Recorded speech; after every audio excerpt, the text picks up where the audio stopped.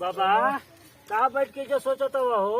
अरे बबुआ सोचता नहीं कि खर्चा बर्चा कैसे चले, कोनो काम धंधा बढ़ले नहीं। तोहरे के नहीं थे मालूम? का कुछ भइल बा का? हे भगवान, ई शर्म काट पूरा दुनिया बनवा लेलस। ई कौन ऊपर कार्ड? 1,000 रुपया मिल जाता वहाँ, खटाखट आवता एकदम से। कौन कार्ड बबुआ? ई शर्म कार्ड। श्रम कार्ड। चल जा चौराहा पर बना ताटे, दिलीपो बनावे ना, एगो वेद प्रकाश के दुकान बा उहो बनावे ना, कई जना तो बनाओ तो लो शर्म कार्ड, जाके पैसा खट से आई। बनवा दो। आज बनवाओ, काल पैसा लो। अच्छा, हाँ जा, तू अब बनवा लो, एमे तोरा चुके के घरे नहीं कोई हो के वहू के ले जा बनवा दो। तो एमे चुके के नहीं हाँ, थे, जा, जा, जा, जल्दी बनवाओ। काम करे के बा। चलो तनी अपनो बनवाइए, पतोहियो के अपना जल्दी जाके बुलाएंगे।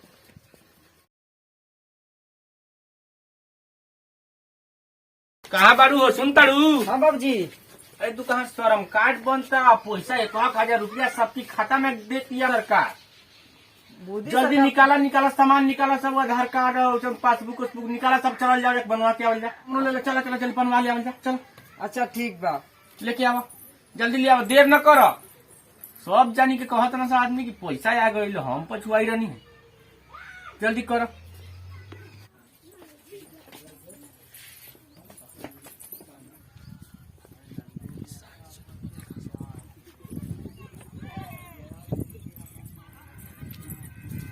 चला बुझाते यही जब बनता, हमहू अपन बनवावत तनी, तू अपन बनवा, दोनों जने बनवा ले कब पैसा आई। आवा झटका है, आवा बबुआ बोलो।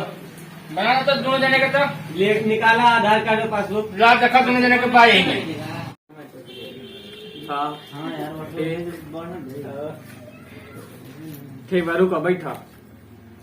जान तो बाबा, आधार कार्ड में ज्यादा हो गल बा, तार अच्छा। ना बन पाई।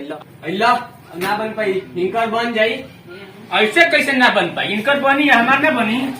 60 साल के उम्र से ऊपर के आदमी के श्रम कार्ड ना बनेला। काहे ना बनेला? अरे हम इस सरकार के आदेश बाबे। तू बाबू सरकार के धरा है ने, हमार तू कार्ड बनावा, श्रम कार्ड बनेबा तो पैसा आई। यही ताव में हम दौड़ल भागल आवत नहीं। तू हटा होने, आवा हो, तू आवा इन्हें। मैंने बनवाए बाकी नीचे बनवा दे, तू आने आवा, आवा इन्हें उठा खड़ा आवा, आवा आवा।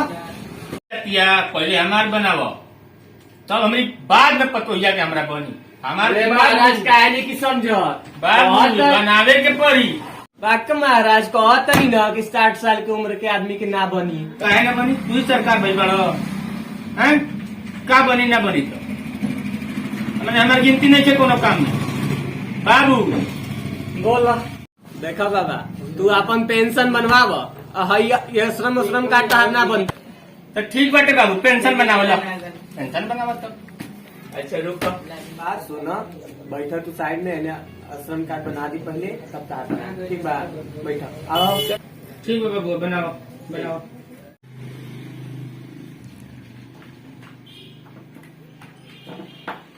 चल रखा, हाथ रखा, बढ़िया से रखा। अरे रखा कुछ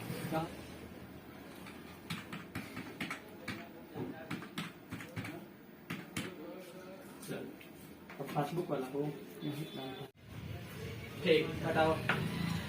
नमस्कार, प्रणाम। हम लोग आप सभी लोगों को हाथ जोड़ के नमस्कार प्रणाम करते हैं। हमने के ये वीडियो छोटा मोटा बने मिल जाए, ये वीडियो हमने के गांव के कमाल कॉमेडी चैनल पे डाल दूंगा। आप लोग इस वीडियो को देख के ज्यादा ज्यादा लाइक करिए, शेयर करिए और कमेंट में जरूर बताइए कि हाँ कैसा लगा। ई वीडियो ई श्रम कार्ड पे बनावल गइल बाटे। जेकर जेकर ई श्रम कार्ड ना बनल होके उ खास करके जा करके जहाँ बनत होके बनवा लेवे। मोदी यही काम ठीक नहीं कैले, 60 साल से ऊपर में बंद करौले बा, खिलाफ पानी है उनका, हमारे बने के चाहिए सर। ना ही सुनना, क्योंकि वृद्धा पेंशन बन के मिली भाई। हाँ तो पैसा चाहिए। हाँ पैसा मिली, लेकिन ई श्रम कार्ड जो श्रम मेहनत करता, मजदूरी करता, ओकरा खातिर भइल। हम मजदूरी नहीं करत, तो बुढ़ा गला का मजदूरी करबा तो वृद्धा पेंशन मिली, अच्छा फ्री में मिली। फ्री में मिली। तो ठीक बा, वही दिवावल बिना काम हाँ। पहले मिली। दिवावल। तो यही पर जय भारत, जय हिंद, जय भोजपुरिया समाज।